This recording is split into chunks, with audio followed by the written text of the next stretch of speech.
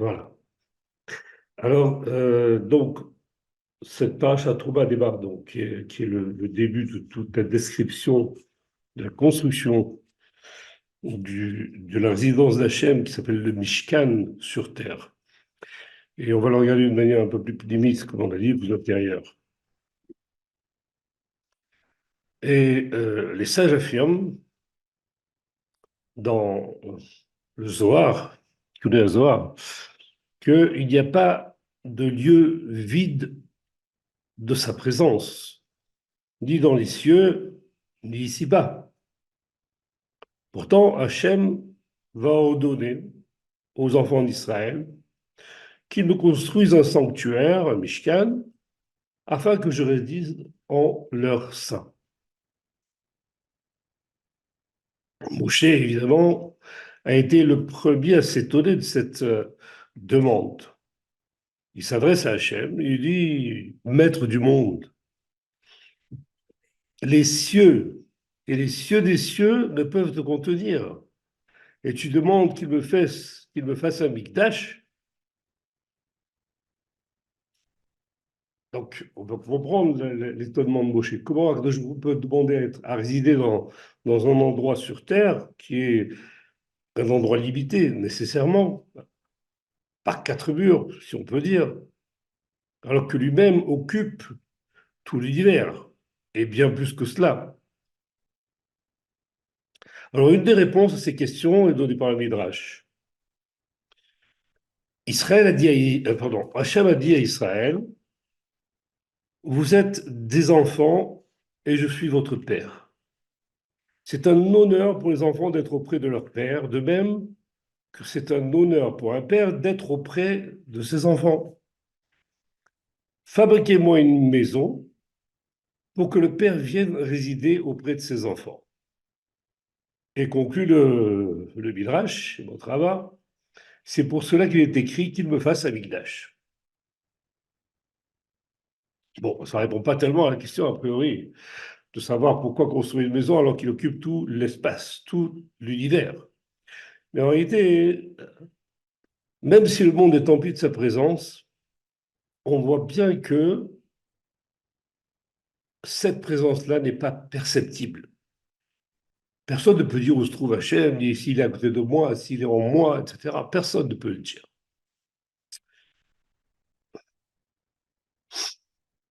Donc, il y a une raison qui est beaucoup plus intime, si on peut dire, et qui est que dans cette maison-là, précisément, Akadosh Baruch Hu va montrer sa présence, démontrer sa présence, permettre à Israël de voir qu'il est là, qu'il est proche d'eux. Et c'est effectivement ce qui s'est passé. Depuis la construction du Mishkan et avec les deux temples, on a bien vu qu'il y avait des manifestations à l'intérieur de ce Mishkan et des temples où la présence de Dieu était perceptible. Donc en réalité, ce qu'Hachem voulait, c'est rendre sa présence perceptible à ceux qui viendraient dans cette maison, principalement en Israël, mais même les goïms en ont profité.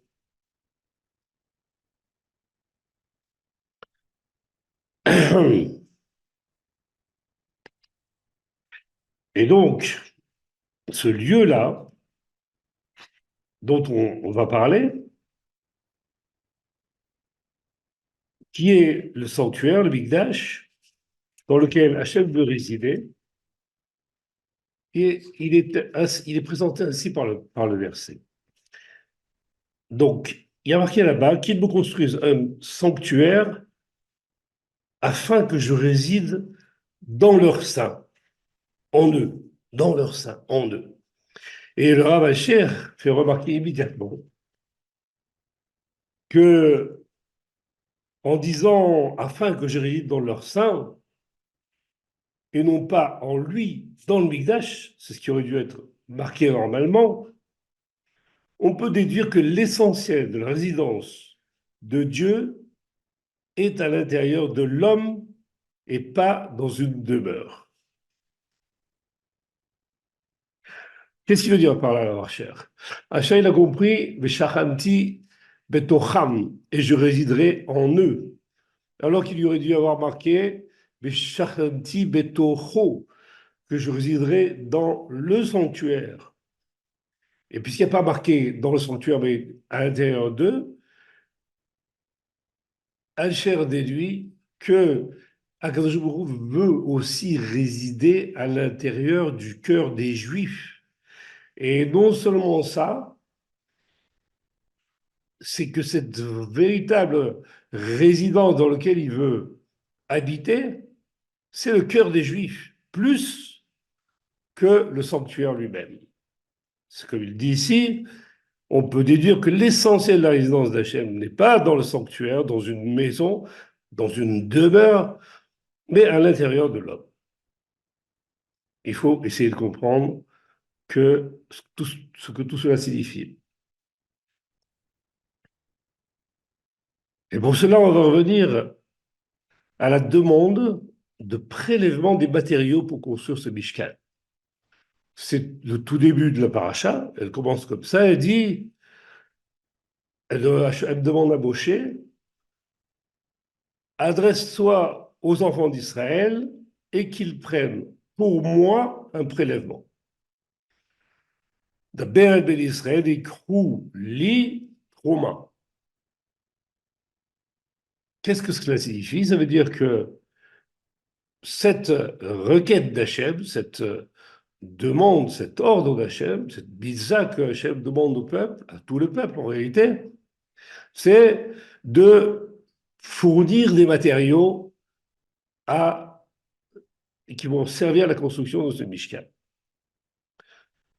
Et Rabbi Ovadia Barthénoura, il va expliquer que, il va remarquer que il est écrit qu'ils prennent pour moi, encore une fois, une déviation un peu du langage, et que de laquelle on va tirer un enseignement, on va dire comme ça. Qu'ils prennent pour moi, ça veut dire il faut que la trouma, c'est-à-dire que le prélèvement, qu'est-ce qu'un prélèvement? Un prélèvement, c'est quelque chose que je tire de ma personne et que je vais élever vers Hachem. Trouma, il y a une notion d'élévation. Il faut que cette trouma, donc, soit consacrée à mon nom. On revient à ce qu'on appelle l'ishma, c'est-à-dire quelque chose qui soit totalement désintéressé. Il faut donc que le prélèvement que les Bnei Israël vont faire ou feront pour construire le Mishkan soit fait avec du matériau qui a été donné de cœur, de bon cœur, non seulement de cœur généreusement, mais uniquement pour que ça serve à Hachem et que rien ne soit réservé à celui qui donne. Celui qui donne ne va rien en recevoir en échange. Donc c'est le sens de pour moi, Vekrou, li, trouma, pour moi.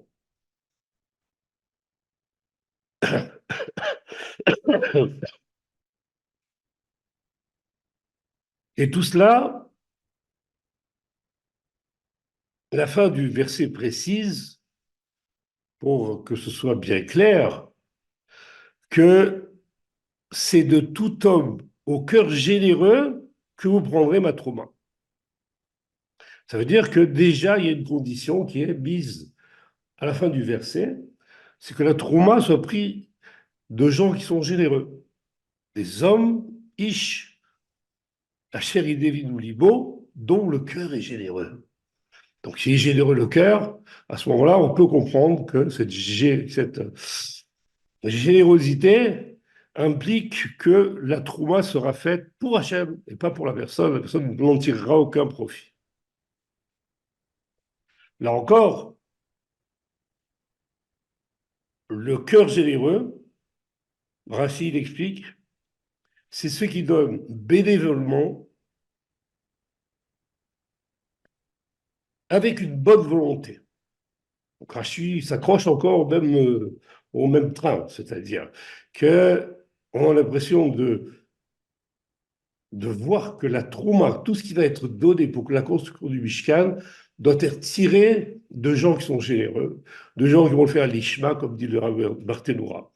Et le Zohar lui-même rajoute que vous prendrez la Trouma de tout homme, homme se dit ish en hébreu, ish. Et ce ish-là, en réalité, il nous explique le Zohar, c'est une personne qui est appelée ish, elle est appelée ish plutôt, parce qu'elle a dominé son mauvais penchant. Car celui qui domine son mauvais penchant est appelé Ish. Voilà ce que dit le Zohar. Donc il y a marqué Vikrouli Trouma Mikol Ish Asher Ide Vedouli. Bon, vous prendrez la Trouma de tout Ish dont le cœur est généreux. Le Ish lui-même vient nous expliquer que c'est quelqu'un qui a dominé son Yitzhara, donc il va le donner de manière réellement Nishma, donc, pour accomplir la volonté d'Hachem et sans en tirer de profit, avec le cœur généreux. Donc tout cela se combine de telle sorte qu'on a l'impression que tout le monde ne peut pas donner un trauma. On est dans un cas où il y a une condition qui est derrière, qui fait que la trauma, elle ne peut pas être donnée par tout le monde. Comment savoir si quelqu'un qui a donné une pierre précieuse, par exemple, il a donné avec un cœur généreux et qui domine même son mauvais penchant, et que donc c'est complètement l'ishma qu'il a fait, on peut dire ça de n'importe quoi, même du tissu, du bois, de tout ce qui a été récolté pour le Midrash, pour le Ben Amikdash, ou pour le Mishkan. Donc là, on a un petit problème que soulève, euh, que soulève d'ailleurs, ou plutôt, si je ne me trompe pas,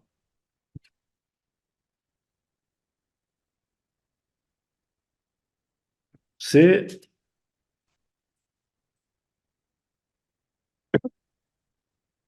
le Sforno.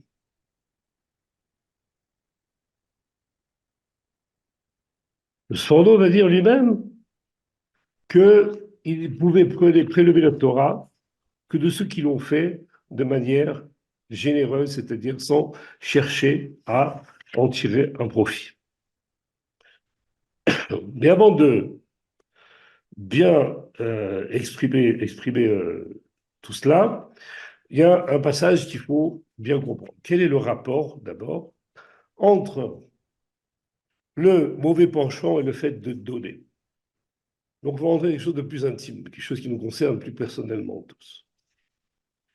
Alors, il faut savoir que un homme refuse naturellement de donner s'il ne reçoit rien en échange.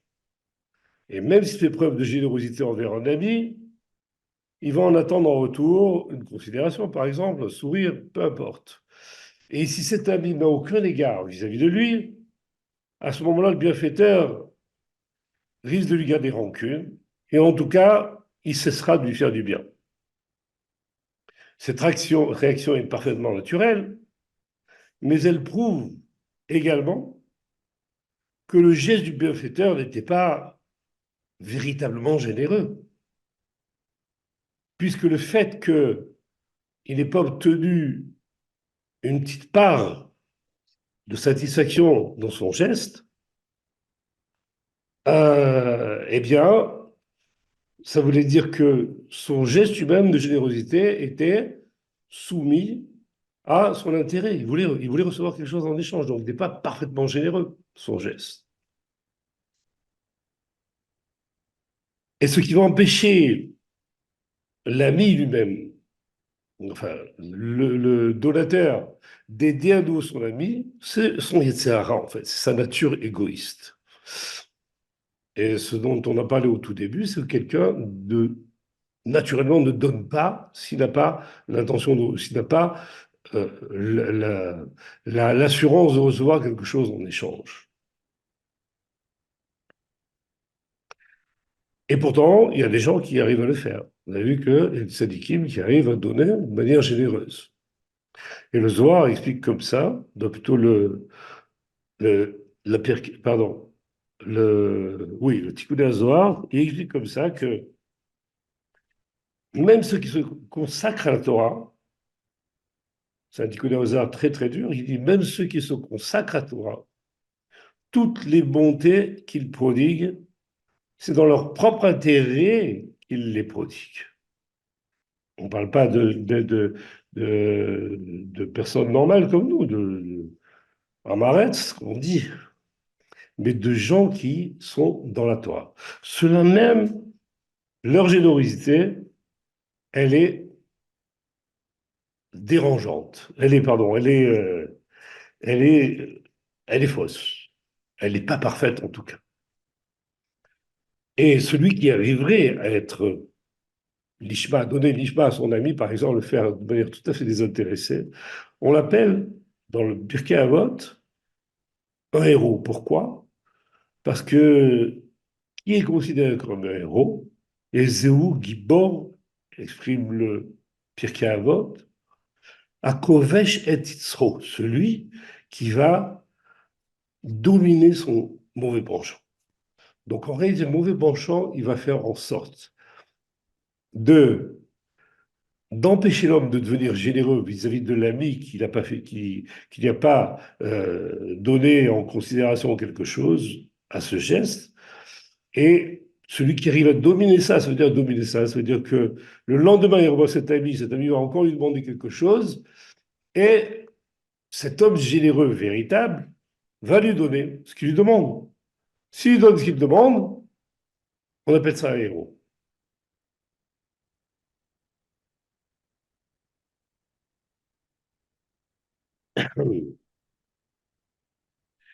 Mais il y a encore une question qui se pose entre-temps, c'est cette lutte-là est tellement difficile contre son Yetzirah qu'on se demande quel intérêt un homme a-t-il à mener une lutte aussi complexe.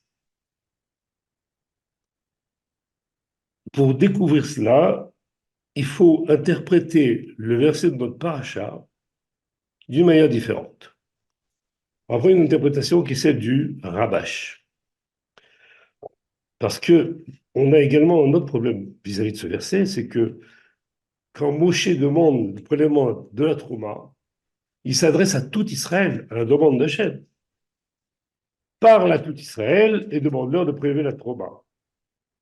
Donc si c'est à tout Israël, comment on peut juste, dans le même passouk, dire que ça n'est que de toute ish, de toute personne qui a dominé son Isra et qui a un cœur généreux?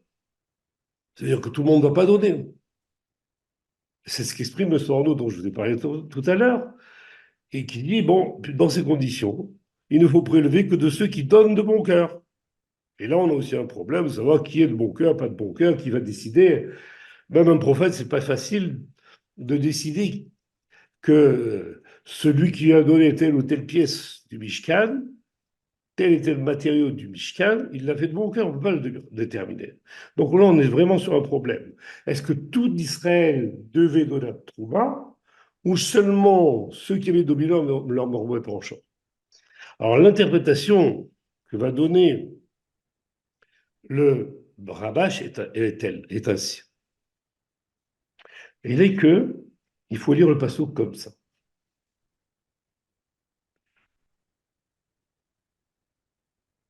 Moshe s'adresse à tout Israël, il leur dit, vous prendrez pour moi la Trouma. Donc tout le monde devrait donner normalement, sans aucun problème. Maintenant qu'il y a marqué de toute personne qui a donné son Yitzhara, qui est généreux, c'est en réalité la conséquence de l'acte de donner la Trouma. C'est-à-dire, l'acte de donner la Trouma, même si je ne le fais pas de manière généreuse, même si moi-même je n'ai pas vaincu mon Yitzhara, c'est un moyen pour moi d'arriver à la situation où je serai moi-même capable de dominer mon Sahara et de devenir quelqu'un de véritablement généreux, qui fait les choses d'Ishma. Vous avez bien compris. Donc, le passouk ne se lit pas avec la condition à condition d'être un homme qui a donné son Yitzhara, mais que l'on doit donner la Trouma avec l'intention de le faire, évidemment, de manière généreuse et l'Ishma, et grâce à cela, je pourrais arriver à devenir quelqu'un qui a dominé son Yitzhara et qui est généreux. Donc c'est une véritable recette que le Passouk nous apprend. On a compris depuis qu'on étudie, depuis très longtemps, que la domination du Sahara était impossible, quasiment. Dominer sur les Sahara, c'est quelque chose d'impossible parce que la force des Sahara est infiniment grande. Le Sahara est une force qui a été créée par Hachem. Comment lutter avec une force qui a été créée par Hachem? Or là, on a précisément la réponse à cette question. Comment dominer sur les Sahara? En donnant de manière généreuse, en faisant en sorte que même si au fond de moi ça me fait du mal, je donne la chose à celui qui me l'a demandé, à Dieu ou à qui, quel que soit, à qui que ce soit d'autre. C'est cela la lutte que nous devons avoir contre notre Sahara. Et d'ailleurs, il ne faut pas penser que c'est seulement grâce à la Trouma. Les sages nous ont déjà prévenus au sujet des mitzvot en nous disant que les mitzvot n'ont été donnés que dans le but d'affiner les créatures. Donc les mitzvot, chaque mitzvah, en réalité, elle a pour but de nous affiner. Qu'est-ce que ça veut dire nous affiner? Eh bien, affiner, ça veut dire qu'on a quelque chose de grossier en nous. De grossier, ça veut dire qui nous rabaisse vers le sol, vers la matérialité. Et c'est l'Yetzirah, évidemment. Donc, toutes les mitzvot n'ont été données que dans ce but-là de, faire, de nous permettre de dominer notre Sahara. Et la Trouma particulièrement, puisque la Trouma, c'est un acte de don généreux. C'est un acte de don où je ne dois pas attendre en échange quelque chose. Donc maintenant, on va essayer de comprendre le mécanisme qui fait que, grâce à la Trouma, au fait de donner, on se rapproche, ou plutôt on réussit à dominer son Yitzhara. On va voir comme ça. Il y a, il y a une règle qui est une règle spirituelle, on va dire. Comme il y a des règles matérielles, comme la gravitation, imaginez, il y a également des règles matérielles, des règles spirituelles. Une des règles spirituelles, elle est la suivante. Tout le monde se reconnaîtra dans cette règle. Elle est que quand deux personnes ont les mêmes aspirations ou les mêmes qualités, elles vont se rapprocher. À l'inverse, quand elles n'ont pas les mêmes aspirations, qu'elles n'ont pas les mêmes désirs, qu'elles n'ont pas les mêmes qualités, elles vont s'éloigner. Ça, c'est quelque chose de général. Je suis assis en face de quelqu'un, moi ou qui que ce soit d'autre, et assis en face de quelqu'un dans un restaurant qui mange goulûment, grossièrement, alors que moi, par exemple, je suis quelqu'un qui mange finement, j'aime lentement, etc. Je ne pourrais pas avoir une, une, un désir de me rapprocher de lui. Au contraire, je vais essayer de m'éloigner de lui. Je comprends immédiatement qu'on va s'éloigner, c'est un éloignement spirituel, évidemment. On ne pourra pas arriver à travailler ensemble, à vivre ensemble, etc. Donc, on a cette règle-là qui est absolue, qui est la ressemblance. On dit en français qui se ressemble, s'assemble. C'est exactement ce qu'on est en train de dire ici. C'est quand on se ressemble, c'est-à-dire qu'on a les mêmes qualités et les aspirations, on peut se rapprocher l'un de l'autre, on a le désir de se rapprocher l'un de l'autre. On y arrive. Et à l'inverse, évidemment, on va s'éloigner. Et cette chose existe également pour l'homme vis-à-vis de son créateur. C'est pour ça que Hachem a demandé Kedoshim tiyu ki kadoshani. Soyez saints. Pourquoi? Parce que moi, je suis saint. Le Ramban, Rabbi Nachmanide, Rabbi Moshe ben Nachman, il explique ainsi sur ce passouk de Kedoshim que s'il est écrit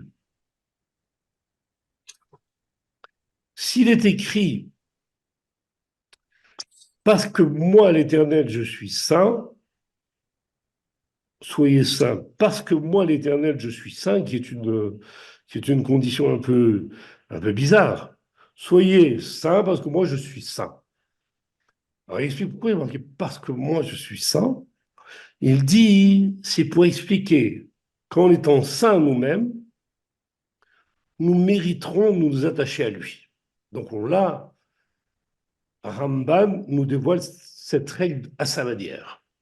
C'est-à-dire la règle de rapprochement avec Akadosh Baruch Hu dépend de la ressemblance avec Akadosh Baruch Hu. Et quand on parle de ressemblance avec Akadosh Baruch Hu, on parle de ressemblance dans les midotes. On ne peut pas avoir la puissance d'Akadosh Baruch Hu ni quoi que ce soit. Il n'y a aucun rapport entre nous et lui. Par contre, se rapprocher de lui, ça signifie que l'on se rapproche de ses qualités. Et lorsqu'on on tente d'atteindre ces qualités, à ce moment-là, on a un rapprochement entre lui et nous. Et Rachid lui-même, il dit que c'est essentiellement grâce à des actes de bienveillance, comme les Khouli Trouma, donnez-moi de Trouma, donnez-moi quelque chose. C'est-à-dire, faites un acte de bienveillance vis-à-vis de moi. Et il dit, c'est essentiellement avec des actes de bienveillance qu'on peut s'attacher à Hachem, comme il le dit à sa manière, attache-toi à ses voies, fais le bien, enterre les défunts, visite les malades, comme Hachem lui-même le fait. Ainsi, il explique, voilà, on va essayer de couper ça. Comme lui-même le fait. Voilà, je désactive les sons.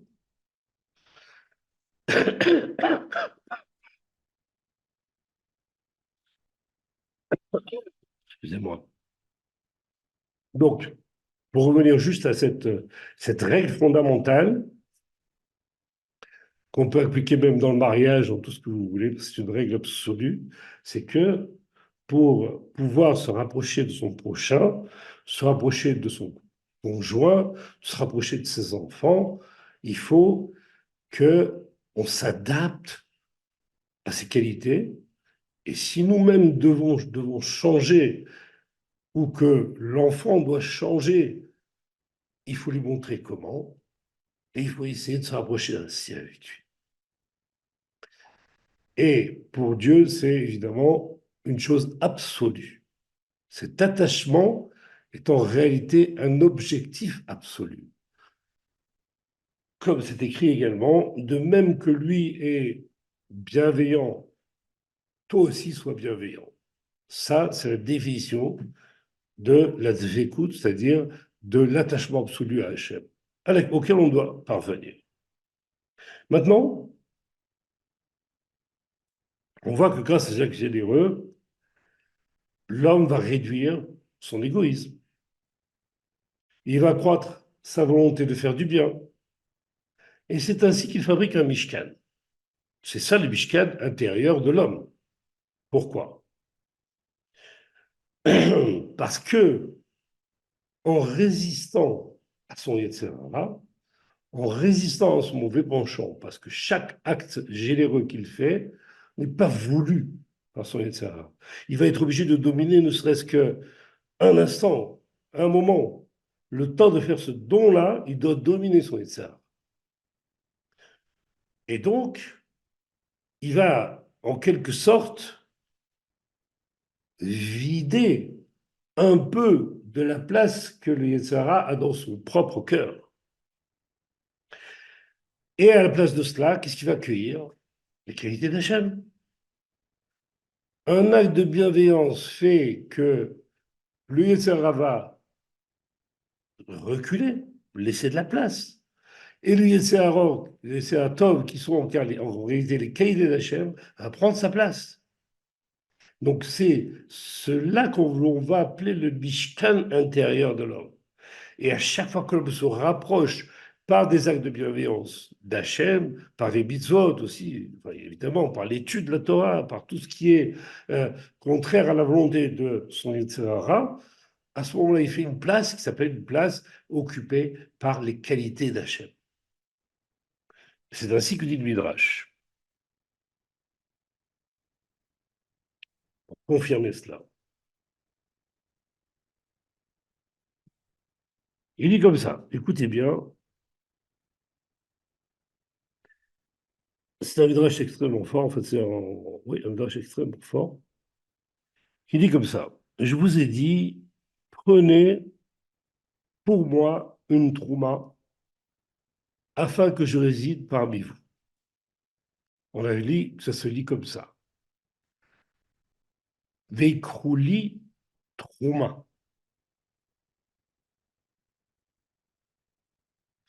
Veikrouli, li, ça veut dire moi. Pour moi, plus précisément.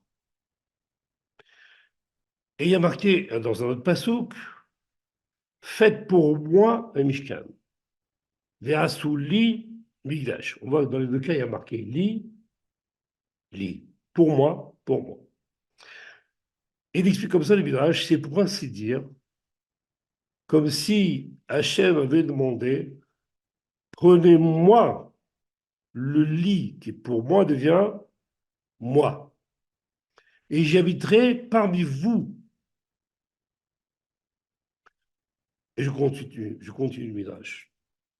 De même, il n'a pas dit prenez une trouma, mais prenez moi, pour moi, lit, prenez-moi, en quelque sorte. Le lit va aussi exprimer la notion de moi, de ma personne, si on peut parler de personne pour Dieu.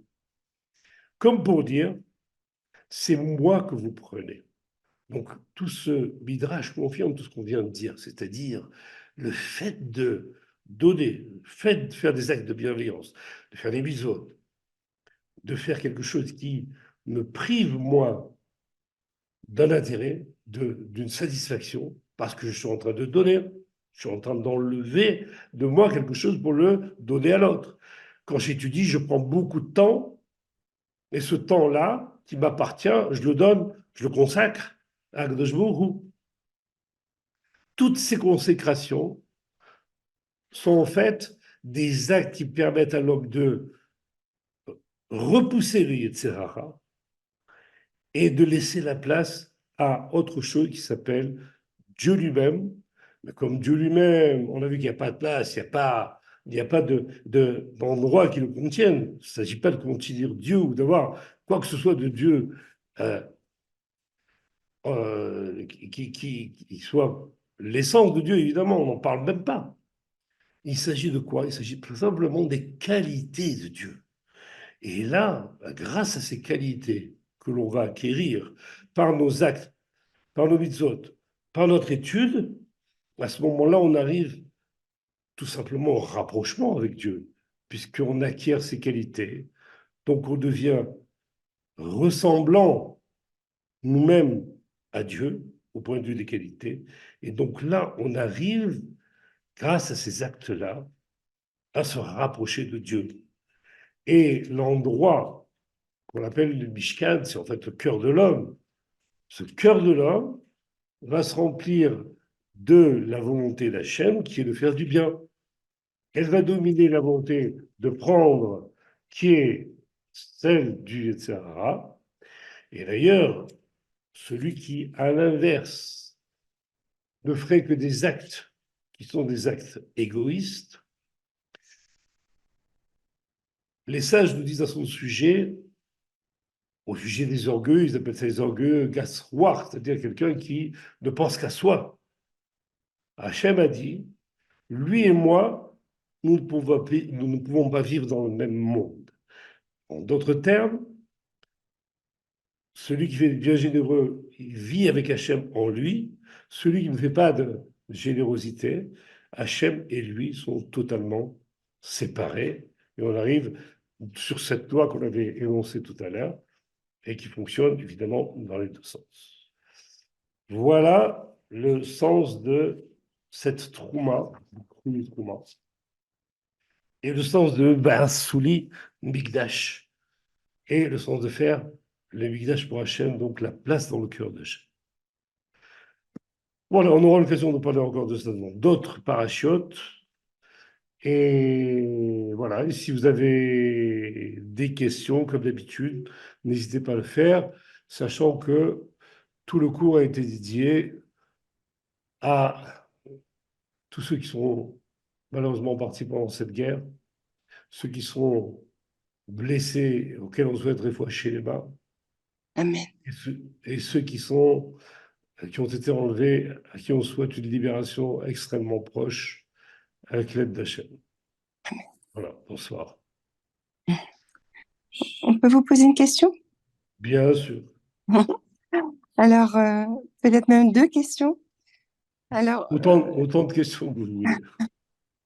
en fait, vous nous avez parlé dans le bal à Soulam qu'à force de donner, même d'une façon désintéressée, on arriverait à le faire d'une façon intéressée. Et Tout en à fait. cela, on ne sera pas d'Hachem par le don. On est d'accord? Tout à fait. C'est les sages qui disent ça, hein. C'est pas le Barasou. Ah, c'est pas le C'est bal à Soulam. ouais, c'est les sages eux-mêmes. D'accord, pardon. Et vous nous avez dit tout à l'heure, si nos enfants ou des membres de notre famille sont différents de nous, il va falloir s'adapter à eux, même si, enfin, je sais pas vraiment vos paroles, hein, mais vous me dites si je me trompe, Oui, il va oui, falloir s'adapter à eux, même si on n'est pas en équivalence de forme, en quelque sorte. exactement. Alors, Peut-être. si on n'est pas en équivalence de forme, juste avant, vous avez dit que on ne peut pas vivre ensemble si on est différent. On s'éloigne des personnes qui sont différentes de nous. Tout Alors, à comment fait. faire notre famille? Alors, en réalité, tout l'effort est chez nous, et pas chez l'enfant. De même dans le couple, tout l'effort est chez nous, et pas chez la femme ou chez l'homme. Chacun a son effort à faire. Ça veut dire quoi? Ça veut dire que voilà, que, ben, je vois que ma femme et moi, on ne se ressemble pas. D'ailleurs, le mariage, c'est un vrai piège. Un piège parce qu'on met en présence deux personnes qui sont complètement différentes. Pas du tout les mêmes aspirations. L'un, il veut le foot, l'autre, il veut la mode, l'un, il veut faire les magasins, l'autre, il veut aller au stade, peu importe. On voit que on nous a mis ensemble et on dit, bon, bah, débrouillez-vous maintenant. En réalité, on devrait se séparer tout de suite. On voit tout de suite que ça ne marche pas. Qu'est-ce qui fait que ça va marcher, sauf, en réalité? Ce qui fait qu'il va marcher, c'est que chacun doit laisser tomber une partie de ses désirs. C'est en réalité nous qui changeons. Nous, on va être obligés de laisser tomber des choses qu'on a envie de faire pour pouvoir nous rapprocher de l'autre. Bon, si ça marche que dans un sens, évidemment, si le mari, il demande tout de sa femme, la pauvre femme, elle va être complètement détruite. L'inverse aussi existe chez les Tunisiens. Non, je exagère, c'est vrai. L'exercice, voilà. Mais on voit que ça, c'est une épreuve qui est liée à l'homme. On ne doit rien imposer à sa femme ni à ses enfants. Ça veut dire que ce qui nous différencie et ce qui va nous permettre de nous rapprocher, c'est précisément de laisser tomber notre aspect, nos mauvaises qualités, on va dire, nos aspirations à nous, qui va faire qu'on peut se rapprocher puisque je laisse tomber ce que j'ai envie de faire et je me rapproche de ma femme ou je me rapproche de mon fils. Et évidemment, les enfants, c'est un peu différent parce que les enfants ne sont pas encore formés vraiment. Ce sont du Yetzirah à l'état pur. Donc, c'est sûr qu'on ne va pas chercher à les imiter, mais on va leur donner l'exemple. C'est-à-dire, nous, on a une possibilité de montrer l'exemple aux enfants. Et vis-à-vis des conjoints, on a une possibilité de nous annuler pour pouvoir nous rapprocher. Et c'est ça que je voulais dire en réalité. Heureusement que vous avez posé la question parce qu'il ne faut pas que ce soit ambigu. C'est pas je vais essayer d'être comme est ma femme. Je vais essayer de ne pas être comme je suis. Jusqu'à ce qu'on arrive à un accord parfait. C'est pas demain la veille, mais c'est comme ça. Je veux dire, ça ne dépend que de notre propre personne, uniquement. C'est nous qui devons changer, c'est pas l'autre, c'est pas l'autre. Ça, c'est sûr. Ça, c'est clair. Et c'est ce que Voilà. aime Oui. avec nous également. Il s'annule pour pouvoir nous laisser la place. Qui ça pour Hachem, vous voulez dire? Oui, Oui, absolument. Lui, il nous laisse faire tout ce qu'on veut. Il nous laisse faire tout ce qu'on veut. Bien sûr, il met des conditions partout, mais il nous a donné le code pour revenir vers lui. J'ai dit, voilà ce que vous voulez faire. Alors, je ne peux pas vous forcer. C'est votre travail là encore. Mais nous, à l'inverse de notre conjoint où là, on doit s'annuler nous pour se rapprocher, on ne peut pas demander à Dieu de s'annuler. Il a ses qualités qui sont absolument extraordinaires. Donc, nous, on doit être attirés par ses qualités et on doit se rapprocher de lui grâce à cela. Mais il faut apprendre ces qualités. C'est une connaissance à avoir aussi. Et on y arrive grâce à cela. C'est-à-dire, quand une qualité chez quelqu'un, euh, on admire une qualité chez quelqu'un, on a envie de l'acquérir. On a envie de l'acquérir. Mais il faut la connaître. Et c'est cela qui nous fait nous rapprocher d'Hachem. Et de grands hommes, d'ailleurs. C'est très souvent le cas. Dans la mesure où on annule certaines parties de nos traits de caractère pour contrer le Yetzer Hara, c'est en quelque sorte une trouma que l'on fait par rapport à Kadosh Baruch Hu. Oui, absolument. Absolument. C'est le sens même, le fait même d'annuler ou de réduire, peu importe, une aspiration qui est en nous. Quand quelqu'un fait tchouva, par exemple, il annule plein de choses en même temps. Plein de choses en même temps. Ouais. C'est une trauma. Il fait un don à Akadosh Baruch Hu. Il est en train de lui dire, voilà ce que je suis en train de te donner. Je suis en train d'annuler plein de choses qui étaient à moi et je les réduis à néant pour me rapprocher de toi. Je voulais faire ça, je voulais faire ceci, je voulais faire ça, je ne le fais plus. Voilà le sens de la trauma. Et d'ailleurs, le mot trauma, comme je l'ai dit au début, c'est une C'est bien. élévation. Comme ça, on sait ce Élévation. qu'on a à faire.